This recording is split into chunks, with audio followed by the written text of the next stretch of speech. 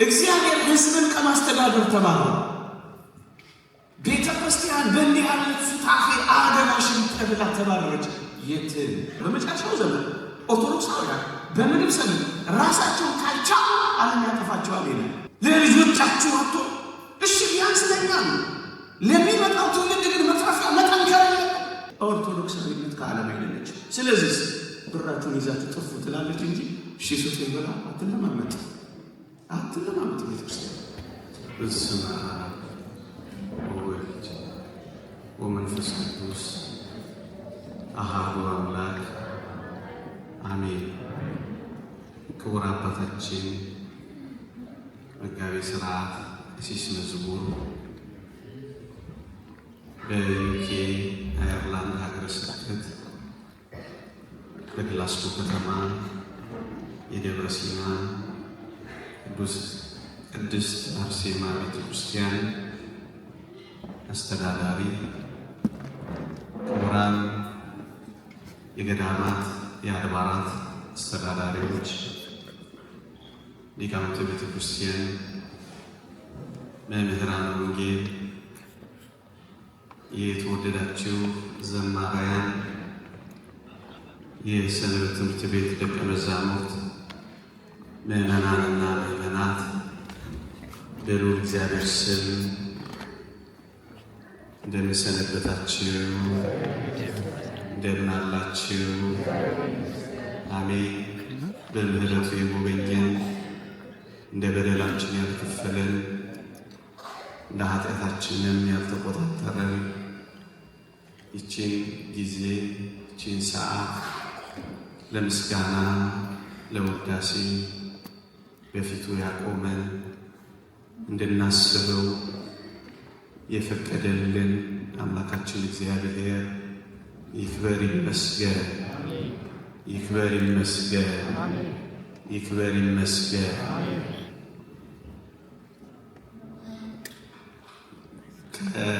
ከተነሳንበት እና ይሄ መርሃ ግብር ከተዘጋጀበት አውድ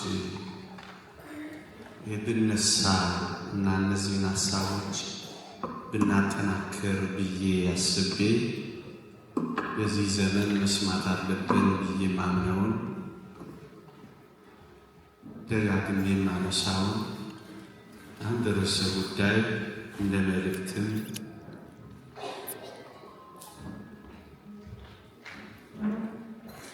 እንደ ሀሳብም እንደ መመካከርን ለነገ ለተነገ ወዲያ ደግሞ በዚህ ላላችሁ ሁሉ እንደ ርዕይም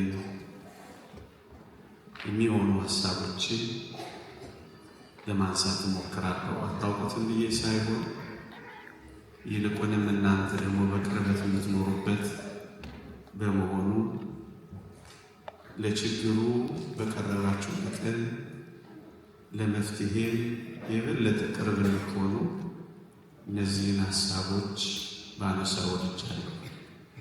እግዚአብሔር ከሁላችንም ጋር ይሁን። ኦርቶዶክሳዊነት በዓለማዊነት ውስጥ ርዕሴ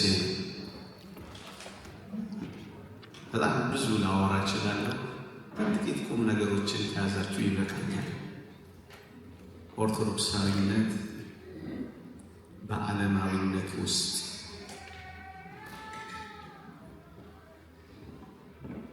ከዚህ ከዓለማዊነት ወይንም ደግሞ ከዚህ ከዘመናዊነት ማህበረሰብ ቀደም ብሎ የክርስትና ፈተና የኦርቶዶክሳዊነት የውጊያ አውድ የነበረው የኮሙኒስት ስርዓት ነበረ። ይህ ስርዓት እግዚአብሔር የለሽ ሆኖ ክርስትናን በኃይል፣ ክርስትናን በጉልበት፣ ክርስትናን በጭቆና፣ ክርስትናን በእሳት፣ ክርስትናን በስለት፣ ክርስትናን በመንኮራኩር በመፍጨት ክርስትናን በብዙ ሰማዕትነት ታግሏል። በኃይል በጉልበት ግን እንዳላዋጣ የተገነዘቡት ምዕራባውያን የእሳት ስለቱ ስብ ክርስቲያኖችን እንዳስገኝ ተረዱ። እንደ ሚስማር ሲመቷቸው እጅግ በጣም የጠበቁ ሲጎነትሏቸው እንደ አለት የጠነከሩ ብዙ ክርስቲያኖችን ሲያዩ ገደልናችሁ፣ ገደልናችሁ፣ ገደልናችሁ፣ እኛ መግደል ሰለችን፣ እናንተም ሞታችሁ አታልቁም ብለው ክርስትናን መታገል ደከማቸው። ይህንን የተረዱ ምዕራባውያን በኃይል በጭቆና በአገዛዝ ለዘመናት እንዳልጠፋ ያሉ ክርስትና ለ300 ዘመናት በዘመነ ሰማዕትነት እንዳበደ ውሻ የተወጉ እንደ ጥራጊ ጉድፍ እየተጠረጉ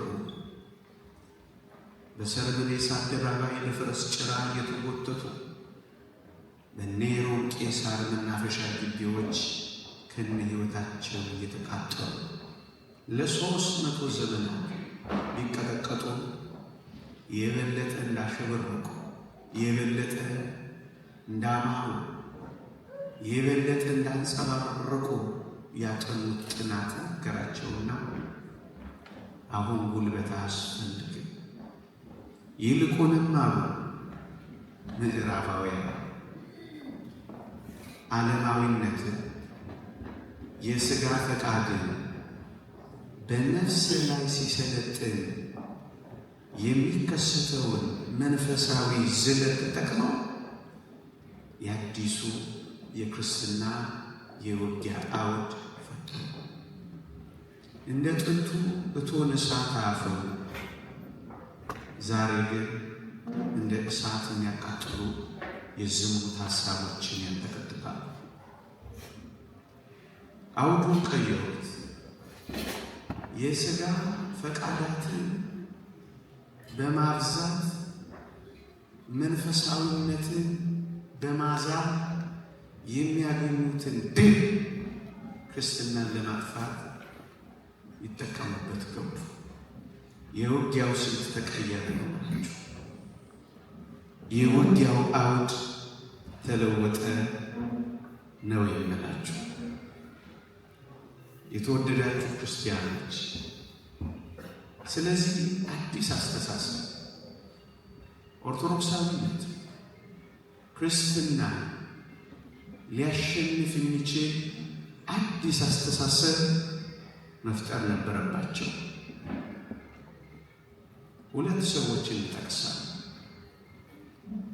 በተለይ የዚህ የድህረ ዘመናዊነትና የድህረ ዓለማዊነት አስተሳሰብ አመንጪዎች ሁለት ሰዎችን በቅድሚያ ብጠቅስ መልካም ነው። አንደኛው ማክስ ዌበር ነው፣ ፈላስፋው። ሁለተኛው ዱርኬሄም ይባላል። ሁለቱም እንዲህ አሉ።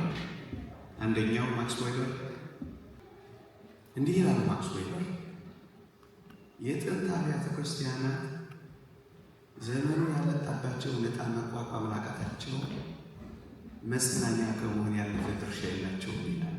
ልብ በሉ። የዚህ የዓለማዊነትና የዘመናዊነት አቀንቃኞች ጉዳያቸው ምን እንደሆነ እንድታውቁት ብዬ ነው። የጥንት አብያተ ክርስቲያናት ዘመኑ ያመጣባቸው ዕጣ መቋቋም ላቃታቸው መጽናኛ ከመሆን ያለፈ ድርሻ የላቸውም ይላል። ለዚህ እናንተ ምስክሮች ናችሁ። ፊት ለፊታችሁ የቆሙት ለጨረታ የሚቀርቡት ለመጽናኛ እንኳን መብቃት ያልቻሉ ካቴድራሎች ናቸው።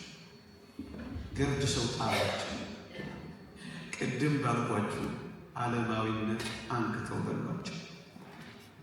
ለትዝታ እንኳን መቀመጥ እስከማይችሉ ድረስ በቀደም ያሳዩኝ ነበር። ስኮትላንድ ናይት ክለብ አደረጋቸው። የጥንት አብያተ ክርስቲያናት ዘመኑ ያመጣባቸው ዕጣ መቋቋም ላቃታቸው መጽናኛ ከመሆን ያለፈ ድርሻ የላቸውም አሉ። እንደውም በብዙ እጥፍ ያሳኩት ይመስላሉ። ለመጽናኛው እንኳን ይሄ ትውልድ ላያገኛቸው ይችላል። የተወደዳችሁ ክርስቲያኖች፣ እኛ ኦርቶዶክሳውያን ለመጽናኛነት አይደለም መቀመጥ የምንፈልገው፣ ሕይወት ለመስጠት ነው መቀመጥ የምንፈልገው። ከንፈር ለመንጠት አቤት በዓላችን፣ አቤት መቅደሳችን፣ አቤት ማህሌታችን እያለ ተረት ለማውራት አይደለም የምንሰበሰበው፣ ታሪክ ለመስራት የምንሰበሰበው። መጽናኛ ለመሆን የሚፈልግ ትውልድ ይኖር ይመስላል። አያችሁ፣ ለመጽናኛነት ብቻ ነው እንፈቅድላቸው። ሁለተኛው ዶርኬ የሚባለው እንዲህ ይላል። ጥንታውያን አማልክት አርጅተዋል ወይም አልፎባቸዋል። ከዘመናዊው ዓለም ጋር መወዳደር ይችሉ።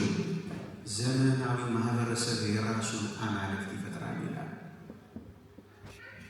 ዘመናዊ ማህበረሰብ አሁን ያለው ልዩ ልዩ አማልክት አለው። ከፈለገ በዮና በኩል የሆነ አምላክና አማልክት አሉት። ከፈለገ በኒው ኤጅ በኩል የሆነ አምላክ ፈጥሯል። ከፈለገ ሰሞኑን እዚህ በሚከበረው ምናምን በምትሉት አሉ በምትሉት የሆነ አምላክ ያመልካል። ዘመናዊ ማህበረሰብ የራሱን አማልክት ይፈጥራል አሉ። እየፈጠረ አሳክተውታል። አልፎባቸዋል ሊለን ግን ይፈልጋል። አርጅተዋል ሊለን ግን ይፈልጋል። የተወደዳችሁ ክርስቲያኖች 2000 ዘመን ብናስቆጥርም ገና ትኩስ መሆናችንን ሊያውቁት ይገባል። ገና ዘምረን አረካን፣ ገና ማህሌት ቆመን አረካን፣ ገና ቀድሰን አረካን፣ ገና ወድሰን አረካን፣ ገና መስርተን አረካን፣ ገና አስተምረን አረካን። ገና ትኩስ ነን፣ ፍሬሽ ሊያልፍብን ሊያረጅብን ይፈልጋል። የተወደዳችሁ ክርስቲያኖች፣ እንዲያረጅብን እንዲያልፍብን የማይፈልግ ትውልድ ስራ ይሰራል፣ ለስራ ይነሳል፣ እጆቹን ያበረታል፣ ክንዱን ከፍ ያደርጋል። የዚህ አዲሱ ዘመን ውጊያና ተጋድሎ ውስጥ ይገባል። ያላለፈበት ኦርቶዶክሳዊነትን ይሰራል። ዘመን ማስረጃውን ክርስትና ያሻግራል። አሁን ትግሉ የእሱ ትግል ነው ወገኖች። ምን በማድረግ ነው ግን ይህን የሚያደርጉት? ሁለት ነገሮችን ነግሬያቸዋል። እንደ ጥንቱ በኃይልና በጉልበት አይደለም፣ አሁን በብልሃትና በእውቀት ነው። እንደ ጥንቱ በመንኮራኮር በመፍጨት አይደለም፣ ዛሬ በርኩሰት ዓለምን በመሙላት ነው። ይህን የሚያደርጉት ደግሞ እንደተናገሩት ትንቢታቸው በብዙ ቦታ ይህንን ማድረግ ችለዋል። እግዚአብሔር የለሽ የሆነ ትውልድ ፈጥረዋል። ሰውን ከእግዚአብሔር አርቀውታል። በተለያየ አማልክትና ርኩሰት ውስጥ ከተውታል። ክርስቲያኖች ይሄንን ግን በምን ያደርጉት ወደዋል ካላችሁ፣ ወይም ዓለማዊነት ወይም ሴኩላሪዝም ወይም ዘመናዊነት በሚባል አስተሳሰብ ሊፈጽሙት ወደዋል። አንድ ብይናቸው ልንገራችሁ። ሃይማኖትን በዓለማችን ላይ ለማድከም ከተቻለም ለማስወገድ በመታገል ይህን ለመቀየር ያመጡትን ለውጥ ጊዜውን ዘመናዊነት መመሪያውን ዓለማዊነት ብለነዋል ብለዋል። ልድገመው። ከተቻለ ሃይማኖትን ያስወግዳሉ፣ ካልተቻለ ግን ያደክማል። ይሄን ለማድረግ ጊዜውን ዘመናዊነት መመሪያውን ደግሞ ዓለማዊነት አድርገውታል።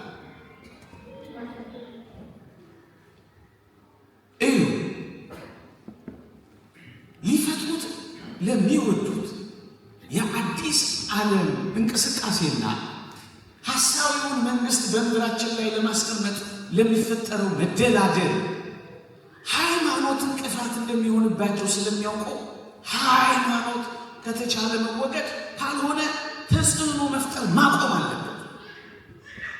ይህን ለማድረግ ሃይማኖትን እንቅፋት ለማስወገድ የሚጠቀሙባቸው ዘዴዎች አሉ። ልብ በሉ። ጉዳይ ሃይማኖትንና ሃይማኖተኝነትን ማስወገድ። ጊዜው ዘመናዊነት፣ መመሪያው ዓለማዊነት። ሃይማኖትን የሚያስወግዱባቸው ስልቶች ደግሞ አሉ። አንደኛው ዓለማዊነት ነው፣ ሴኩላሪዝም። ሁለተኛው የሃይማኖት ቅይጣ ነው፣ ሲንክሬቲዝም የሚሉት። ሶስተኛው የግል መንፈሳዊነት የሚሉት ነው። ይሄ አንዳንድ በኛ ቤት የተሞከረው የነገሌ ቸርች እየተከፋፈሉ የሚናቆሩበት መዋቅር የጣሰ ብቻውን መቆም የሚፈልግ አይመስላቸውም። አንዳንዶች መጥፋታቸው አይቀርም። ይሄ በጣም አደገኛ ስልት ነው። ጊዜው ዘመናዊነት ነው። ሃይማኖትን የሚያደርጉበት ስልት ግን በጣም ረቂቅ ነው። የማይመስል ምንድን ነው ዓለማዊነት? እሱን መጀመሪያ የጻፉትን ከኦክስፎርድ ዲክሽነሪ የተበየነው ብይን መጀመሪያ ላሰማችሁ። ዓለማዊነት ምንድን ነው?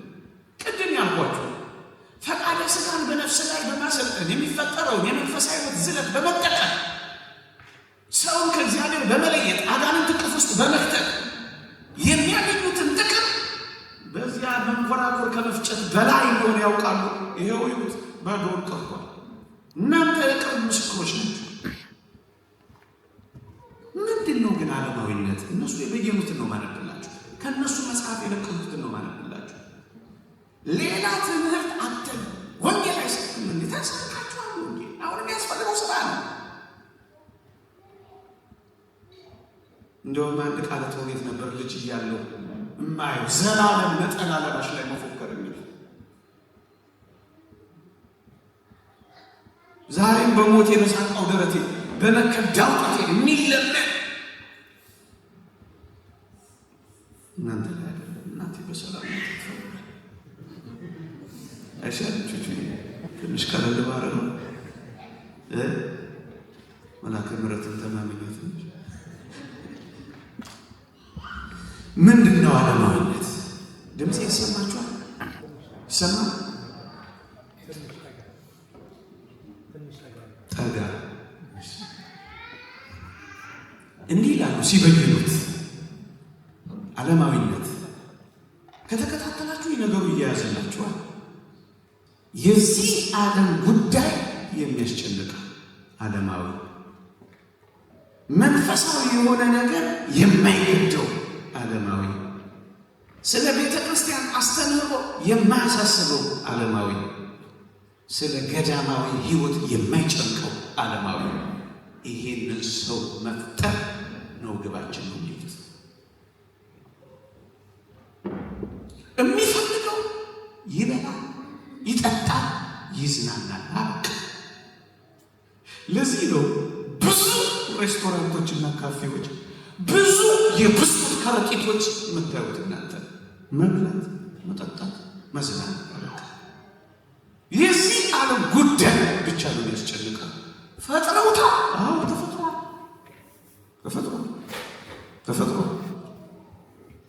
ተፈጥሯል። የዚህ ዓለም ጉዳይ የሚያስጨንቀው መንፈሳዊ የሆነ ነገር ግድም ነው ይሰጡ። ተሰበከ አልተሰበከ ግን እኮ ክርስቲያን አሁን እንደ ዩኬ እንዲህ አይነት ጉባኤያት ሲዘጋጁ መጥለቅለቅ አልነበረበት? እንኳን አይደለም እዚያ ጠረፍ እዛ ሚዛን ቴፒ ብትሄዱ ይጥለቀለቃል። ቦታ የለም። ነፍሱ የናፈቀች ህዝብ ሊኖር አይገባም። መዝሙር የናፈቀች አባቶቹን የናፈቀች መሰብሰብ ታውት የስብከት ወንጌሉ መዝሙር አንድ ላይ መሰብሰብን የናፈቀች ተሰበከ አልተሰበከ፣ ንስሐ ገባ አልገባ፣ ቆረበ አልቆረበ ግድ የማይሰጠው ይህንን ሰው ይፈልጉታል። ስለ መንፈሳዊ ነገር ግድ የማይሰጥ፣ አስቀደሰ አላስቀደሰ ግድ የማይሰጥ ዓለማዊነት። ተማረ አልተማረ የቤተ ክርስቲያንን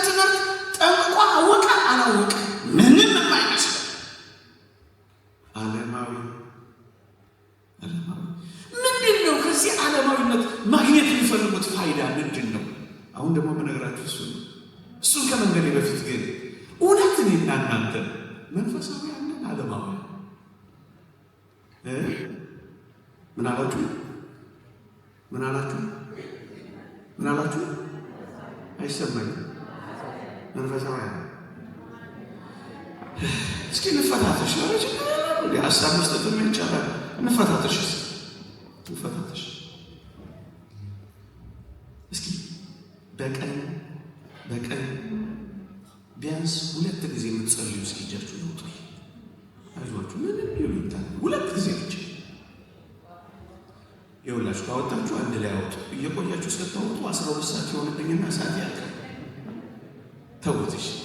ቢያንስ በቀን 3 ጊዜ የምትበሉ እጃችሁ አውጡ። እንዲያውጡ እኮ አትበሉም ማለት ነው። መልአክ ይሰበሰባችሁት እመኑኝ። በቀን 1 ጊዜ እንኳን የማይጸልይ በቀን 3 ጊዜ የሚበላ ዓለማዊ መንፈሳዊ ማን ነበር? መንፈሳዊ ነኝ ያለው ውስጥ እሺ፣ ቢያንስ በሳምንት ቢያንስ ስራ አላችሁ ወይም ተማሪ ናችሁ አይደል? ግን በሳምንት 1 ቀን ቅዳሜ ወይ እሑድ የምታስቀድሱ እጃችሁ ነው። የምር የምታስቀድሱ ይሄ እንኳን ተስፋ ነው። ስራ ማትፎርፉ በሳምንት 3 ቀን ይፎርፋል። ገዝሽ እንተ እንኳን እንግዳን ልፈቅድልኝ እመኑኝ። 1 ቀን ቢሆን ስራ አታስተኩሏት። ቅዳሴ ግን እንደ ነገሩ ዓለማዊ መንፈሳዊ እንጃ በሳምንት 1 ቀን መጽሐፍ ቅዱስ የምታነቡ እስኪጃችሁ ነው። እየተፈታተሽ ነው። በሳምንት 1 ቀን የእግዚአብሔርን ቃል የምታነቡ ቅዱሳት መጽሐፍትን የምታሰላስሉ እስኪጃችሁ ነው። ገድል ድርሳን የምትጀምሩ እስኪጃችሁ ነው። እሺ በቀን ይህን እንኳን አገሬ ቤተክርስቲያን ነው የሚሻለው ለእናንተ ወጣ። በቀን 1 ጊዜ ዳታ የምታበሩ አይጠፋም ማለች ያባ የመኑ ያለ ነው። ምክንያቱም ከዋናው ማሰራጫ ጋር መገናኘት ትተናል። ኃይላችን ተቋርጧል። ዓለማውያን ሥጋውያን እንጃ እየተፈታተሽ እኮ ነው። እመኑኝ ሳናውቀው የሚፈልጉት ዓለማዊነት ዓለም ውስጥ ተዘፍቀናል። በኋላ መለስበታል ይህን ጉዳይ። ለምንድን ነው ግን ይህን ዓለማዊነት የሚፈልጉት? 5 ነጥቦች ልጥቀስላችሁ። ለምንድን ነው የፈለጉት ይህን ዓለማዊነት? አንደኛ መንፈሳዊነትን፣ ሃይማኖተኝነትን በምድራችን ላይ ቅድም እንዳልኳችሁ ከተቻለ ለማስወገድ ካልሆነ ግን ለመቀነስ ይጠቀሙበታል። ይሄው አሁን እንዳላችሁ እንደተያየ ነው።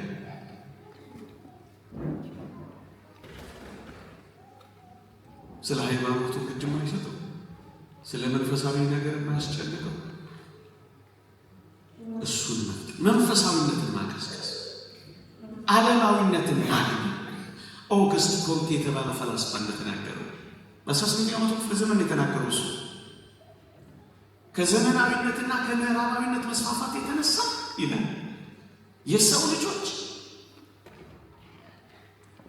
ማህበራዊ ሳይንስ አመለካከትን እያገነኑ ሃይማኖታዊ አስተሳሰብን እያኮሰሱ እንዲሄዱ ይደረጋል ይላል። በስሙት ኮሰሱብናል። ስለ ኮሰሰብን አይደል እንደ ምንም የማይመስል እናንተን ማለት አይደለሽ። በየማህበሩ ይሄን መንገድ ለዳለስ አንደኛ መንፈሳዊነትንና ሃይማኖተኝነትን በጣም ይቀንሱበታል። ሌሎቹን ትምህርቶች አጥፍተዋቸዋል፣ በፍጹም አጥፍተዋቸዋል። ሁለተኛ የሃይማኖት መሪዎችን ሚና ይቀንሱበታል። ቅዱስ አባታችን ባለፈው ሰሞን የዛሬ 2 ዓመት 3 ዓመት እንደተናገሩት ነው እያለቀሱ ሽበታችን አልታፈረም፣ ክህነታችንም አልተከበረም እንዳሉት ነው። ማስታረቅ ያቃተው ትውልድ ደም ሲቃባ መሸምገል አቃተን ብለው ያለቀሱ የሃይማኖት መሪዎች መደመጥ በመለማመጥ ይቀየራል።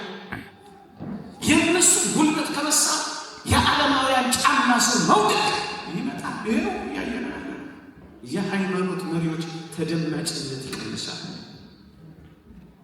ሁለተኛ ሶስተኛ አንድ ሃይማኖት ምድር ላይ እንዳይኖር ይሰራል። ሪሊጂየስ ፕሉራሊቲ ይሉታል። ድምፁ ደስ ይላል። የሃይማኖት ብዝሃነት ይሉታል። ድምፁ ደስ ይላል። ለዚህ ነው ከአዲስ አበባ ወጣ ስላልኩ ብናገረው ምንም አይደለም። ስመለስ ከተባረኩ አንድ ቤት ይሰጡኛል። አንድ ጌታ፣ አንድ ጥምቀት፣ አንድ ሃይማኖት የሚል ቲሸርት መልበስ ወንጀል ሆኗል በዚህ ዘመን። እናንተን አላውቅም፣ እኛ ጋር ያሳሰበ ለምን? ይህ ዓለማዊ መርህ ነው። ኢትዮጵያ ስለሆነ እኮ አይደለም። ተጋፊ ነን፣ ጽንፈኛ ነን ነው ሚል ይህንን ዲፋይንስ ያደረገው ሲገልጸው የሰማችሁ አስጠጋው ስላሉ እኔ ጮህባችሁ። ሶስተኛ ምን እያልኳችሁ ነበር? እውነት አለፍ ገደም እያልክ ስማ ነው ያልከ። አለፍ ገደም እያልን ነው የምንሰማ በሉኛ። ምን ቦታችሁ የሃይማኖት አንድነት እንዳይኖር፣ አንድ ሃይማኖት የሚባል እንዳይኖር ሰራ ሪሊጂየስ ፕሉራሊቲ ይላል። እሱ ለምን ይጠቅማቸዋል መሰላችሁ? እውነተኛ ወደ ሆነው ህይወት ዘግይተው እንኳን የሚመጡ እንዳይኖር በየቦታው ሃይማኖት የሚመስል ኪዮስክ ይከፍታል። እዚህ ሲገባ እዚህ ሲገባ እዚህ ሲገባ እውነተኛውን ሳያገኝ እድሜውን ይፈጃል። እየሰማችሁ ነው። ስንዴ የሚመስሉ ብዙ እንክርዳዶች ስላሉ እውነት መስሎት እዛ ይፈራገጣል። በቃ እውነተኛውን ለማድከምና ለማሳሳት ብዙ ነገሮችን ይፈጥራል። የሃይማኖት አንድነት እነሱ ግን ጽንፈኛ ነው። ይሄንን ብትል እንደ ጽንፈኛ ነው የሚቆጥሩ፣ እንደ አክራሪ ነው የሚቆጥሩ። በጣም አደገኛስ። ለዚህ ሆነው የጽንፈኝነት መድረክ አድርገው የሚያስሩ። ሶስተኛ አራተኛ ዓለማዊ አስተሳሰብ ለመተካት ይጠቅማቸዋል። ይሄን እያልኳቸው ያለው የዓለማዊነት ፋይዳ ምንድን ነው? የሚፈልጉት የዚህ ዓለም ጉዳይ የሚያስጨንቀው መንፈሳዊ የሆነ ነገር ግድ የማይሰጠው ስለ ቤተ ክርስቲያን አስተምሮ ማያሳስበው ገዳማዊ ሕይወት ቁም የማይሰጠው ሰው መፍጠር የሚሰጣቸው ፋይዳ ምንድን ነው ካላችሁ፣ መንፈሳዊነትን ያደርጉበታል። በዓለማዊ አስተሳሰብ ይተኩበታል። እኛ አሁን ስለተረፍን ነው የምናወራው። አስታውሳለሁ በቀደም አንድ ፈረንጅ ቄስ ከዘማሪ ምንዳይና ሲዘምር ሳይሆን ያሳዝነኝ ነበር። እዚህ አባታችን ክሮይደን በተከበረው የቅዱስ ጊዮርጊስ በዓል ላይ የአይን ረሃብ ያዙ ይመስላል። እኛም ሁላችን እስራኤል መቅደሱን ሞልተን ሌሎች ውስጥ የሉ። አሁንም እንደምታዩቸው እነሱ ላይ የፈረቁ አይደለም። እነሱ ላይ የደረሰ የዓለማዊነት ጥቃት በእኛ ቤት ውስጥ ደግሞ መጥቶ እኛም ደግሞ እጅ እንዳላሳ ውጊያችን እንድናጠናክር ለማድረግ ይቻላል። አምስተኛው ቅይጥ ሃይማኖቶችን መፍጠር ነው። ኒዮሲንክሪቲክስ የሚባል የሁሉም ሃይማኖቶች ዩኒቨርሳሊዝም፣ ሁሉም ለመዳን ይጠቅማል፣ ሁሉም ያስኬዳል። ገና ይፈጥሩታል። የተፈጠረም ባለ ታውቃላችሁ። ቸርቾች አሉ፣ የሁሉም የሚባሉ ቸርቾች አሉ። ሁሉም መንገድ ወደ እግዚአብሔር ያደርሳል። እነዚህን ለማድረግ ይጠቅማቸዋል። ምን? ዓለማዊነት። ዓለማዊነት የተወደዳችሁ ክርስቲያኖች ፈጠን ፈጠን ብዬ እናንተን ብዙ ላለማቆየት በሀሳብን ላለመያዝ ፈጠን ፈጠን ብዬ አሁን የምነግራችሁ ደግሞ 3 ወይ 4 ነገሮችን ነግሬያችኋለሁ። አሁን የምነግራችሁ ደግሞ ይሄ ዓለማዊነት በምን ቅርጽ ነው እየተተከበረ ያለው? እኛንስ ይመለከተናል ወይ? ቅድም ተፈታትሸናል። ቦታችንን ያወቀን ይመስለኛል። አሁን ደግሞ የምነግራችሁ በዚህ ዓለም ላይ ይሄ ሀሳብ የሚፈልጉትን ፋይዳ ለማምጣት እንዴት ባለ መልክ ተጠቅመውበታል የሚለውን አንድ ፕሮፌሰር የተነገረው ወይም ያስቀመጠው 3 ክፍሎች ላይ ፕሮፌሰር ኬለር ዴብሮይን ይባላል። ይህ ሰው የዚሁ ሀሳብ አቀንቃኝ ነው፣ የዓለማዊነትና የዘመናዊነት። ሶስት አይነት ዓለማዊነት አሉ ይላል። ማህበራዊ ዓለማዊነት፣ ግለሰባዊ ዓለማዊነት፣ የሃይማኖት ተቋማት ዓለማዊነት አሉ ይላል።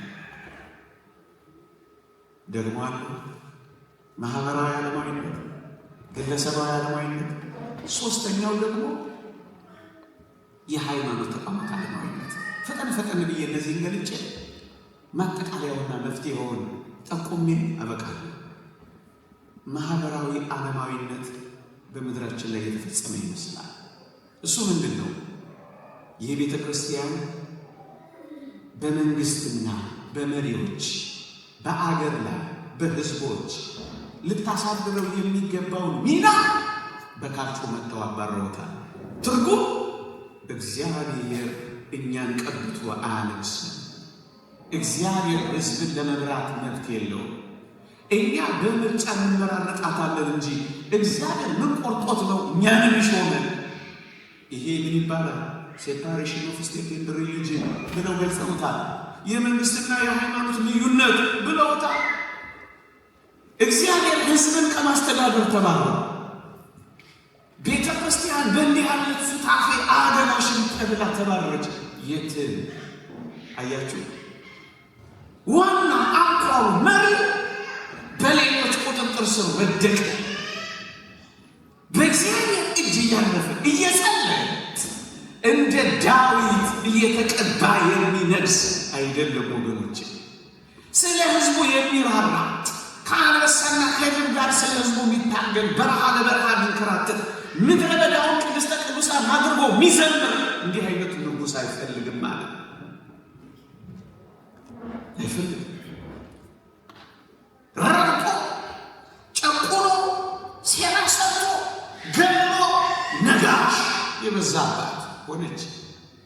ጨዋነት፣ ጭምትነት፣ እግዚአብሔርን ፈሪነት፣ ልዑልን አክባሪነት፣ ሰማያዊ ሐሳብና መንገድ ያለው አበቃ፣ ተዘጋ። ቤተ ክርስቲያን ተባረረች፣ እግዚአብሔርን ተገፈተረ። ይህ ሐሳብ ሲያዩት በጣም ትክክለኛ ሐሳብ ይመስላል። ምድሪቷን ግን ከእግዚአብሔር የማቆራረጫው መንገድ የሚጀምረው ከዚህ ይመስላል። ሁለተኛ አሁን እየነገርኳቸው ያለሁት ማህበራዊ ዓለማዊነት የሚባለው እንዴት እንደተተገበረ ነው። ሁለተኛ ብዙ ትውልድ ብዙ ሰዓት የሚያሳልፈው ማንነት የሚቀረጸው ትምህርት ቤት እንደሆነ ያውቃሉ። ስለዚህ ትምህርት ቤቶች እግዚአብሔር የለሾች ሆኑ። ስለ እግዚአብሔር የሚነገርባቸው ስለ ምግባር የሚማርባቸው ትምህርት ቤቶች አሉ። ይልቁንም ተቃራኒ በጣም መረን የወጡ ሀሳቦች የሚስተናገዱበት ስርዓተ ትምህርትና ካሪኩለሞች መጡበት። ያስታውሳሉ። የመጀመሪያ ዓመት ተማሪ ሆኜ ገና ኮሌጅ እንደገባሁ የፍልስፍና መምህራችን መጥቶ ያለኝ እስከ ዛሬ ድረስ አይረሳም። እንዴት ያምራል መሰላችሁ! ሰውዬው ዶክተር ነው። ገና ምን አለብን? ፍሬሽ ደግሞ ምስኪን ነው እንደምታውቁት። ሽንት ቤቱ ሁሉ የአድቫይዘር ቢሮ ነበር የሚመስለን ያኔ ፍሬሽ ስለሆነ።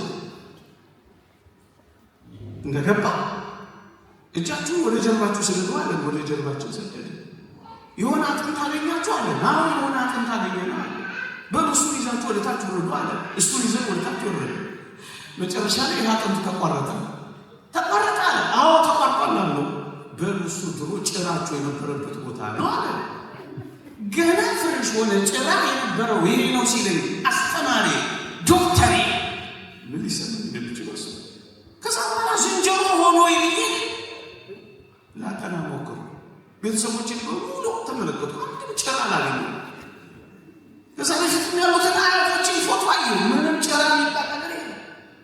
ማጋ ጭራ ይላል እግዚአብሔር እንጂ እንዲህ ሲል ትምህርት ቤትና ስርዓተ ትምህርት ውስጥ ሳትወድ በግድ ራይትና ኤክስ ስለምታገኝ ትቀበለዋለህ። ሰው እንዳይስቅብህ ትቀበለዋለህ። እሱን ካላለፍክ ስለማይቀጥልህ ትቀበለዋለህ። እንጀራ ስለማትበላ ሳትወድ በግድ ትቀበለዋለህ። ሀሳቡ እንደዚህ ነው። ለዚህ ነው 2024 ግብረ ሰዶማዊነት ካሪኩለም ውስጥ ገብቶ እዚህ ያለውን አላውቅም። አሜሪካን ሀገር ግን ብዙዎች እየታገሉ እንደሆነ እናውቃለን። አዲስ አበባ ተመልከቱ እና IPPF የሚባሉ ኤንጂኦዎች የአምስተኛ ክፍል ተማሪዎች 11 ዓመት ልጆች እንዴት አድርገው ሩካቤ እንደሚፈጽሙ ማን መግባት አለበት እያሉ ይሞገታል። ለጉባኤው ስለማይመጥን ነው እንጂ አፍ ያድርሽ የመለሱት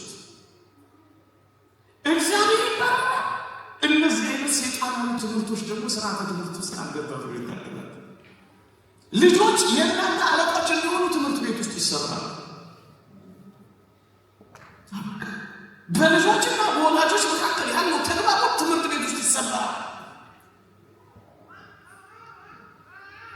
ትምህርት በቁጥጥራቸው ውስጥ ይመጣል። ስለዚህ ሰው ይቀርጻል። ምን ሆነ? ዓለማዊ ሚዲያዎቹን ተመልከቷቸው። ፍጹም እግዚአብሔር የለሾች ከሆኑ ሰምተዋል። እርቃናን የወጡ ዳንሶች፣ በተለይ መረን የወጡ እነዚህ የምዕራባውያን ሚዲያዎች እስኪ ተመልከቷቸው። እንዴት መራር ናቸው! እንዴት ከባድ ናቸው! ለዚህ ነው ብዙ ትዳሮች በዚህ ምክንያት የሚፈቱት። እነዚያን የሚመለከት አንዲት ምስኪን ነፍስ እንዴት አድርጋ ትዳሯን እንደምትፈታ እዩት። መረን የወጡ ዳንሶች፣ ደስ የማይሉ ልምምዶች፣ በእነዚህ እጆቻቸው ላይ ባሉ ስልኮች ምን ያክል ነፍስ እንደሚጠፋ ያውቃሉ። ስለዚህ ለዚህ ይሰራል። ያስታውሳለሁ እዛ አዲስ አበባ ነጻለች ከአራተኛ ፎቅ ነው ከሶስተኛ ፎቅ ልብረር እያለ ወድቆ ይሞላል። ሰማችሁ?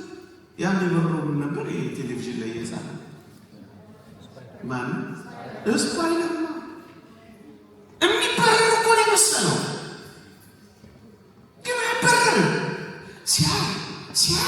ሲያይ ለምን አይሞክረው? ምትል ሞከረው፣ ተሰናበተ። ጌሞቹ፣ ሀሳቦቹ፣ ፍጻሜያቸው በጣም የተቀመሩና የተጠኑ እኮ ናቸው። እንዴት አድርገው ዝሙትን ሊፈጥሩና ሊቀሰቀሱ የሚችሉ ሀሳቦች ናቸው የሚስተናገዱባቸው ሚዲያዎች።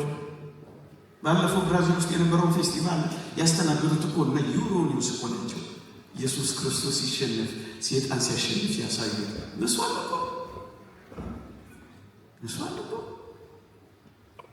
ዘፈኖቻቸው፣ ልብሶቻቸው ምንድን ነው የሚያሳዩት? አያቸው። ያ ሱብንም አልጠቅሰው ሰውዬ ለዚህ ጉዳይ ያየሁት ፊልም የሚያሳየው እሱን ነው። ልክ እንደዚህ አይነት ግጥም ወዳለ የዘፈን ኮንሰርት ይገባል። ገና መድረኩ ላይ ቆሞ አይ ሶልድ ማይ ሶል ቱ ዘ ዴቪል፣ ነፍሴ ለሰይጣን ሸጫለሁ ይላል። አሜን ይላል ጀማ። አበቃ። በእያንዳንዱ ሁኔታና በእያንዳንዱ መንገድ ዓለማዊነት አንቆ እንዲይዘው ያደርገዋል። ዓለማዊነት አንቆ እንዲይዘው ምንድን ነው እያልኳቸው ያለሁት? ማህበራዊ ዓለማዊነት አንደኛው መንገድ ከትምህርት፣ ከመንግስትነት፣ ከሚዲያ፣ ከኢኮኖሚ ማባረር። ወገኖች በኋላ መደምደሚያ ላይ ብለው ደስ ይለኝ ነበር። አሁን ግን ስለመጣ ልበል። አያችሁ፣ ኢኮኖሚውን መቆጣጠርና አቅማቸውን ማጎልበት ስለቻሉ ቤተ ክርስቲያን ለስራ አበድሩ ስትሏቸው እምቢ አሉ። ደግሞ አለው እምቢ አሉ። እኛ ተሰብስበን አቅም መፍጠር ስላልቻል እናስ ተለማማጮች እናላቸው ስሩ እንድንወድቅ ፈለጉ። አያችሁ፣ ደሃ ልጆች ያሏት ቤተ ክርስቲያን አትቀጥል። ለዚህ ነው ፖሊሲ እስኪሆን እስኪያቀርጹ ድረስ ለምን ደረሱ ካላችሁ አቅም ፈጥረዋል። የሚያበድሩን እነሱ ናቸው። አያችሁ፣ ወይ ሰማዕት መሆን አለበት እምቢ ለማለት። ልክ እናንተ እያደረጋችሁ ያላችሁ አንሰጣችሁም ሲሏችሁ እምቢ ብላችሁ ቤተ ክርስቲያን ለመትከል ተዘጋጃችሁ። እውነት ነው፣ የእግዚአብሔር ቤት በርኩሰት ብር አይሰራም ብያምናል። እውነት ነው። ቹቹ እንዳለ ለምን በርኩሰት ብር ይሰራል? በብዙሃን ልጆቹ ላይሰራም ይያለ እሱ ያረጋግጥ። ቅዱስ ሥጋውን እኮ የሰጠው ለዮሴፍና ለኒቆዲሞስ ለንጹሃን እጆች ላይ እኮ ነው ያሳረፈው። ለማንም አልሰጠም። ሥጋው ቀሚሱን ከፈለጉ አይሁድ ይካፈሉ፣ ሥጋውን ግን ክርስቲያኖች አሕዛብ ወሰዱ። ቀሚሱን ግን ይካፈሉ። እንደሱ ነው የሚያደርገው እግዚአብሔር። ያስነቃል እግዚአብሔር፣ ያስነቃል እግዚአብሔር። አንዱ ዓለማዊነት፣ አንዱ ተጽዕኖ የሚያሳድረው ድህነትና ችግር ነው ወገኖቼ። ደግሞ አለው ድህነትና ችግር ነው ዓለማዊነትን ተጽዕኖ መስፋፋት ተጋላጭ የሚያደርገው የሚመጣው ተጽዕኖ መቋቋም እስከምንችል ድረስ መሳሪያ እስክንሆን ድረስ ስራቸው ክርስቲያናዊ ቢሆንም እንድንቀበለው የሚፈልጉት ለምንድን ነው ካላችሁ ጀቦች እንደሆነ ይሄንን ተቀበሉና ነው ብር መሰጣት እያሉ ያስገድዱ ከሆነ አታውቁም። ይሄን በፓርላማችሁ ስታጸድቁ ነው ዶላር ምን ይለቅላችሁ የሚሉት ለምንድን ነው? ፈረጣው እኛ ተባብረን እንኳን መስራት በስንት ልመና እኛም ራሱ ተመቻችተንላቸዋል። እኛ በደንብ ተመቻችተናል። እኛ በደንብ ለመበላት ቀርበናል። ቤተ ክርስቲያን ልጆቿ ሲገበዩ ሌሎች ባላቸው አቅም ተጠቅመው የመንግስትን ፖሊሲ ለቤተ ክርስቲያን እምነትና ስርዓት የማይመች ሲያደርጉ እልህም ቁጭትን አይዘንም። ብዙዎቻችን ሀገራችንን ዓለማችንን ያያሉ። ገና አልገባንም። አቶስ ተራራ የነበረ አንድ ቅዱስ አባት የተናገረው እዚያ የሰይጣን መንግስትና የዲያብሎስ መንግስትና የእግዚአብሔር መንግስትና የሰይጣን መንግስት የሚለው አስደናቂ መጽሐፍ ላይ አንብቤያለሁ። ምን ይላል? የአቶሱ አባት ትንቢት ነው የሚናገረው። በመጨረሻው ዘመን ኦርቶዶክሳውያን በምንም ሰምን ራሳቸውን ካልቻሉ ዓለም ያጠፋቸዋል ይላል። መርዶ ላረዳችሁ ፈልጌ አይደለም። ታጥቀን ካልሰራ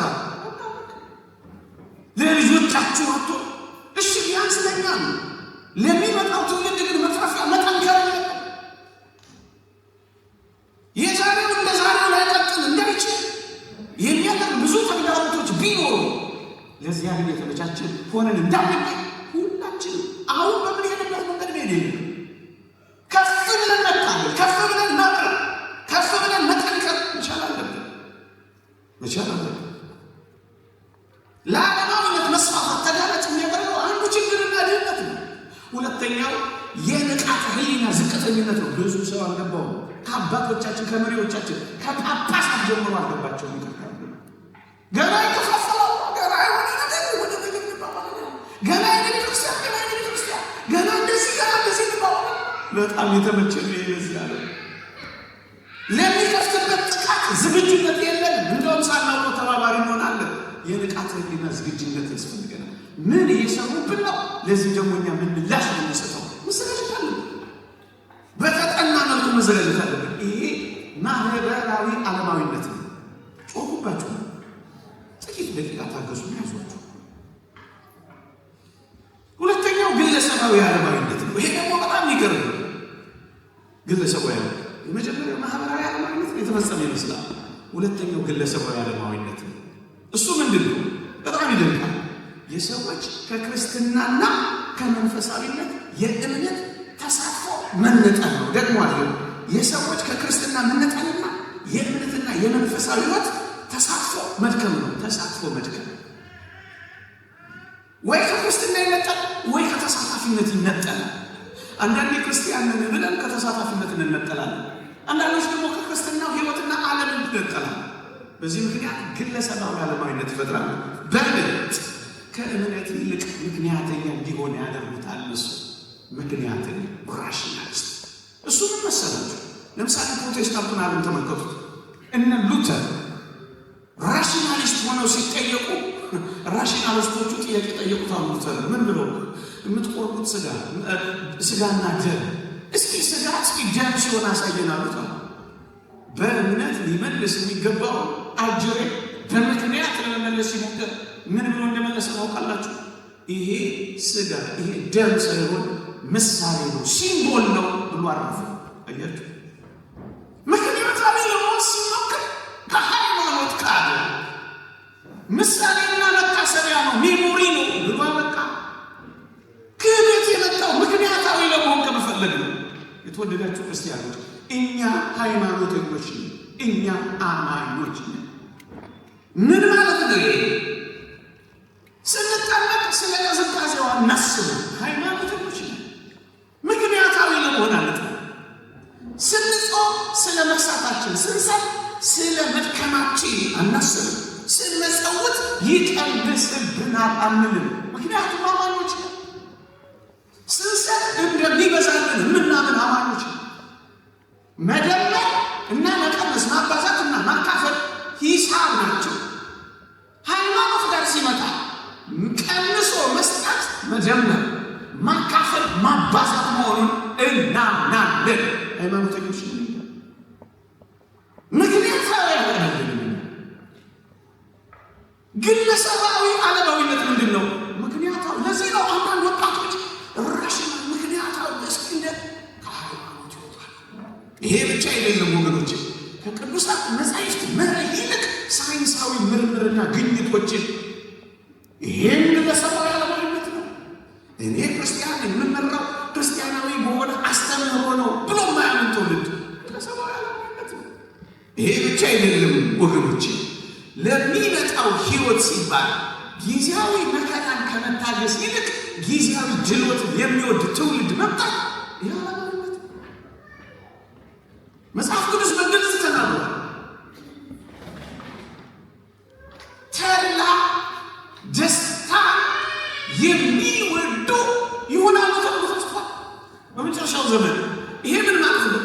ለሚመጣው ሕይወት ሲባል መከራ መቀበል አይፈልግም። ትንሽ ካልተመቸው ትቶ ይሄዳል። ይሄ ምን ማለት ነው? ዓለማዊነት ማለት ነው። መከራ እንቅልፍ ማጣት አይፈልግም። መራብ አይፈልግም። ቆሞ መንቀጥቀጥ ማስቀደስ አይፈልግም። የሆነ ነገር መተው አይፈልግም። እሱንም ያንንም ይዞ መኖር ነው ይፈልገው። ይሄ ምንድን ነው? ዓለማዊነት ከማህበራዊ ጋርዮሽ ከህብረት አኗኗር ይልቅ ግለኝነት ይቀርባል። እኔ ውድድር፣ ፉክክር ህይወቱ ይሆናል። እገሌ ከገሌ ለመብለጥ ይታገላል። ይሄ ምንድን ነው? ይሄ ምንድን ነው? ከክርስትና መነጠልና ከእምነትና ከመንፈሳዊ ተሳትፎ መድከም ነው። ይሄ ምን ይባል? አርገው ነው። ሁለተኛው የግለሰባዊ ዓለማዊነት ሁለተኛው ደግሞ በጣም የሚደንቅ ነው። እዩ፣ በጣም የሚደንቃችሁን ሀሳብ ነገራችሁ። እየሰማችሁ ነው። ብቻዬን ነው የምጮኸው። ሁለተኛው በጣም የሚገርም ሀሳብ ደግሞ ነገራችሁ። ሁለተኛው ግለሰባዊ ዓለማዊነት ደግሞ ምን ይመስላችኋል? እዩ፣ በሰዎች የቀን ተቀን ህይወት ውስጥ ፕሮፌን ይሉታል እነሱ። በቀን ተቀን ህይወታችን ውስጥ ሃይማኖት ምንም አይነት ጣልቃ እንዳይገባ ይልቁንም በተቀደሱ አገልግሎቶች ብቻ ሳክርድ ሆኖ እንዲቀመጥ ብቻ ይፈልጋል። ምን ማለት መሰላችሁ? ይቀደሳል፣ ሃይማኖት ይፈቀድለታል። ግንስ የሰው ህይወት ውስጥ ጣልቃ የገባ ተጽዕኖ እንዲያሳድር ግን አይፈልጉም። ያ ማለት መሰላችሁ? እንማራለን፣ አውደ ምሕረቱ ላይ ብቻ ተተሙ እንሄዳለን። እየሰማችሁ እናስቀድሳለን፣ ተሳትፎ የለም፣ ማንቆር ነው። ምን እናደርጋለን? እንሄዳለን። አገልግሎቱ ይኑር፣ ግንስ ሰው እንዲቀኝ፣ ሰው እንዲሰራ፣ ለሃይማኖቱ ይገባል ሰው እንዲፈጥር ግን አይፈልጉም። ጣልቃ እንዲገባ መቅደስ ውስጥ ብቻ፣ አውደ ምሕረት ላይ ብቻ፣ ቀሚስ ላይ ብቻ፣ አፍ ላይ ብቻ እንደሱ እንዲሆን ነው የሚፈልገው። የሆነ ፕሮፌሽን ሙያ ብቻ እንዲሆን ነው የሚፈልገው። እንዲቀድስ እንዲቀደስ ይፈልግ፣ እንዲለወጥ። ይህ ግለሰባዊ አደገኛው በዕለት ተዕለት ህይወታችን ላይ ክርስትና ህይወት እንዲሁ አሁን እንደ ክርስቲያን ማታ ስትገቡ እንደ ክርስቲያን በርከት ብላችሁ መጸለይ ያታሉት ተሳትፎ መቆራረብ እንደተተውት እንደውም ጥቂት ነገሮችን መነጋገር እንችላለን። በዓል እናከብራለን። አገር ቢሆን ምን ነበር እንለው? ቄጤማ ይዘን እንሄዳለን። እዚህስ ምን ይሆን? ቄጤማ እንደዚህ ይህን ለማር ምን እንደምን እግዚአብሔር ያውቀው። እናከብራለን ግን አንቆርም፣ እንማራለን ግን አንለወጥ። አሁን ይሄን ነገር ከሰማችሁ በኋላ ቢያንስ ቤት ገብተን ምን እንሰራ? እሱ የሚያስፈልገው ለውጥ ያመጣል፣ ስራ ይሰራል፣ ፍሬ ያፈራል፣ አንድ እርምጃ ፈቀቅ ያደርጋል፣ ወደ ትግበራ ይቀይራል ወይ? ይህን ነው የሚፈልገው። ያኛው ዓለም ግን አይፈልገው። በዕለት ተዕለት ህይወት ውስጥ ጣልቃ እንዲገባ አይፈልግም። ግን ይሁን ምን እያደረገ እየቀደሰ ይሁን፣ እየሰበከ ይሁን፣ እየዘመረ ይሁን፣ ጉባኤ እያዘጋጀ ይሁን፣ ቤተ መቅደስ እየተጫወተ ይሁን፣ ግን ሰው ውስጥ ግን በልቡና በህይወቱ ወደ ሰማይ የወሰደ ክርስቲያን እያደረገ ግን እንዲኖር አይፈልግም። ይሄ ሁለተኛው ግለሰባዊ ዓለማዊነት ነው። መለያው የእግዚአብሔር ነው። አኗኗራችን ምን የነጋዴ አይነት ነው። አንተ ጸሎታችን እንኳን ምስጋና የጠፋው የነጋዴ አይነት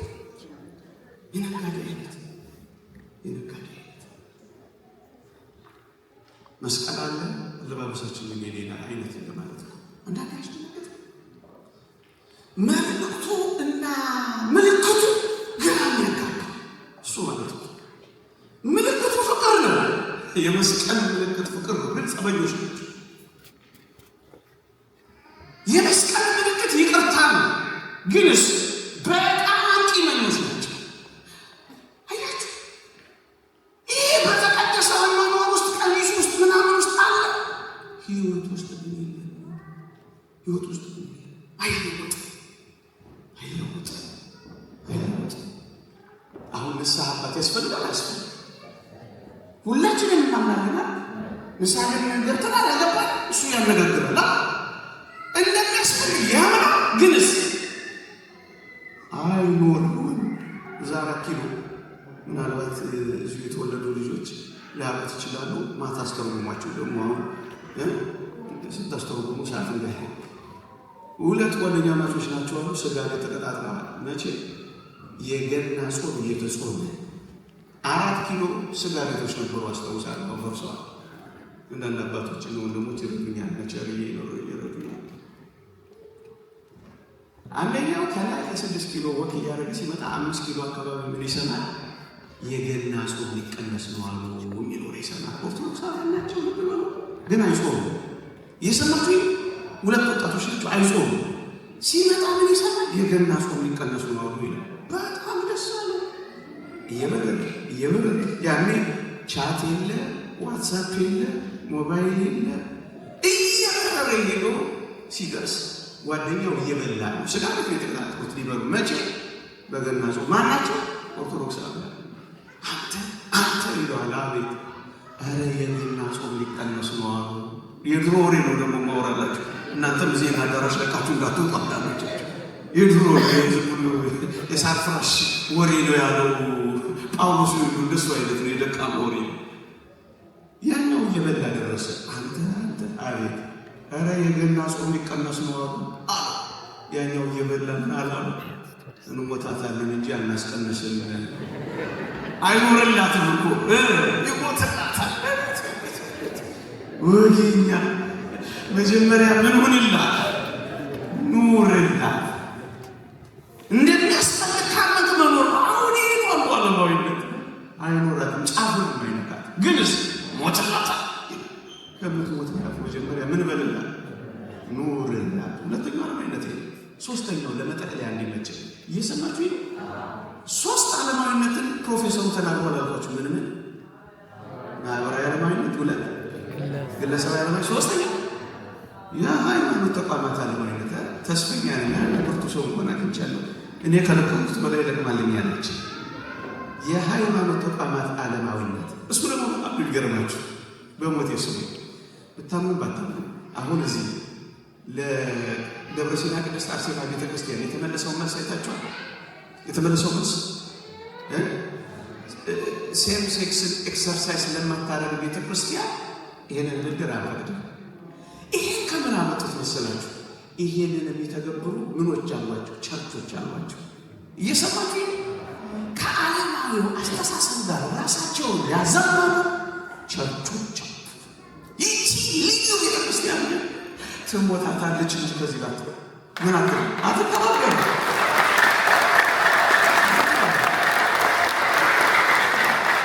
አትተባበሩ። ይኸውላችሁ አንዲት ኦርቶዶክሳዊት ቡልጋሪያዊት ጸሐፊ የተናገረችው ለዚህ ድንቅ እሱን ላንብበው በሞቴ። እንዴት ኦርቶዶክሳዊ ቤተክርስቲያን ጸሐፊ ናት። ምን ትላለች? ኦርቶዶክሳዊት ቤተክርስቲያን በሞቴ ስሙን በጣም እንደሚጠቅማችሁ። ኦርቶዶክሳዊት ቤተክርስቲያን በዘመናዊው ዓለማዊነትና ሞደርኒስት ሴኩላራይዜሽን እና በድህረ ዘመናዊ ቅይጥ እምነት ዘመን ውስጥ ተወዳጅ ሆኖ ለመቆየት ስትል አትጋደልም። ዘመኑን መስላ ለመታየት አትሻል። ዘመናዊ፣ ድህረ ዘመናዊ ወይም ጸረ ዘመናዊ ላትሆን ትችላለች። እነዚህ እርሷን ይገልጧትም። ክርስትና በዓለም አለች እንጂ ከዓለም አይለች። ኦርቶዶክሳዊነት ከዓለም አይደለችም። ስለዚህ ብራችሁን ይዛችሁ ጥፉ ትላለች እንጂ እሺ ስጡ ይበላ አትለማመጥ ቤተክርስቲያን ምን ማለት ነው? ርትዕት ማንነቷን ስለነሱ ዓለማዊነት ብላ አትቀይር። የሰብአዊነት አክባሪ አይደለሽም እንዳይሏት ኦርቶዶክሳዊት ቤተክርስቲያን ግብረ ሰዶማዊነትን አኔናት የሴቶች መብት አክባሪ አይደለሽም ላለመባል ለሴቶች ክህነት ልስጥ አትል። ልዩ ናቸው ቤተክርስቲያን። ሌሎቹ ከዚህ እዩ ያቋቸው ምንድን ነው? የሃይማኖት ተቋማት ዓለማዊነት አድርጓቸው ዓለማውያን አድርጓቸዋል። እኛንም ዓለማዊ ሁኑ አሉ። እኛ ምን አለ? በሞቴ በሳንቃው ደረቴ እናቴ በመከዳው ጡቴ ትለኝ ነበር። ምን አንል አንሆንም፣ ዓለማዊ ልንሆን እንችላለን። የክርስቶስ ቤተክርስቲያን ናት። ብቸኛ የክርስቶስ ቤተክርስቲያን ናት። መንትያ ቅጥያ አምሳያ የሌላት አንዲት ናት። እንደ መሰንቆ ጭራ አንዲት በቃ ተካካይ የሌለባት አንዲት አትመስል። ይሄን አልባት ይቺ ቡልጋሪያዊት ያለችው ይህንን ነው። ዘመን ውስጥ ተወዳጅ ሆና ለመቆየት ስትል አትጋደልም።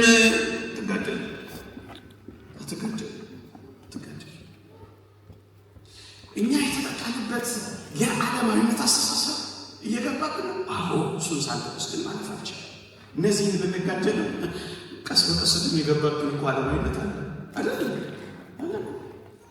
ባለፈው የተጋደላችሁለት ይሄ ብሔር ተኮር ሃይማኖታዊ ስብከትን ኤትኖፊሊቲዝም ይሉታል። እሱ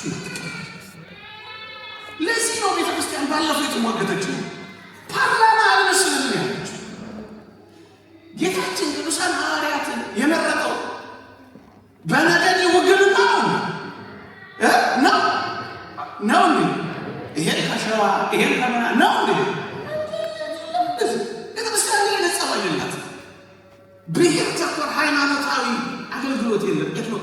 ምስራቆቹ አውግዘውታል። የማስተስምን ሰበቡት ወንጌል ሳይሆን ብሔርን መነሻ ያደረገ አገልግሎት ቋንቋን ይቻላል። የቋንቋና የባህል ብዝሃነትን ታከብራለች። አደራችሁን ታማት እሱን ትወዳለች፣ እሱን ታከብራለች። የእምነትና የሥርዓት አስተምህሮ ግን በውስጧ ሊሞክሩ ሲፈቅዱ ግን አትታገስ። ለዚህ ነው አይሆንም ስትል የሰነበተች ቤተክርስቲያን። አሁንም ከዚህ ጋር ደግሞ ትታገላለች። ዓለማዊ አልሆንም እያለች የሰማችሁ ምን አልሆንም ዓለማዊ አልሆንም ትታገላለች። ጨርሻ የዚህ ዓለም ሰዓት ልክ ነው። አሁን እኔ ከቆቋል ሰዓቱ ነኝ የሆነ ነገር አድርጋችሁ ታችሁ ኦርቶዶክሳዊነት ለመጠቅለል ኦርቶዶክሳዊነት በአንዲት ውብ ጳውሎስ ገርጊስ ጽሑፍ ልደቸው ብዙ ነገር ማውራት ፈልጌ ነበር። አንድ ሰዓት ሲል ለሚቼ ነው እንዲህ ይላል። ለመደምደሚያ ዓለም በአዲስ ማህበራዊ ውቅ ውስጥ ባለበት ሁኔታ እግዚአብሔር እኛን ኦርቶዶክሳውያንን አስቀምጦናልና በሚያቀርቡልን አዳዲስ ጥያቄዎች መሰረት ርስተ ክርስትናችንን እንደገና ልንተረጉመው፣ እንደገና ልናቀናው፣ እንደገና ልንኖረው ተጣርተናል። ልትገር የማክስ ዌበርና የዱርኬይምን አንብቤ የዚህ ኦርቶዶክሳዊ ንግግር ባላምን ግፈኛ ነኝ። ዓለም በአዲስ ማህበራዊ ውቅ ውስጥ ባለበት ሁኔታ እግዚአብሔር እኛን ኦርቶዶክሳውያንን አስቀምጦናልና በሚያቀርቡልን አዳዲስ ጥያቄዎች መሰረት ልክ እንዳሁኑ አይነት በሚያቀርቡልን አዳዲስ ጥያቄዎች መሰረት ርስተ ክርስትናችንን እንደገና እንተረጉማለን። ምን ብለን? እምቢ ብለናቸው። የሰማችሁ ገንዘባችሁን እምቢ ብለናቸው ክርስትናችንን እንደገና እንተረጉማለን። ክርስትናችንን እንደገና እናቀናዋለን። ክርስትናችንን እንደገና እንኖረዋለን። ይቆያል።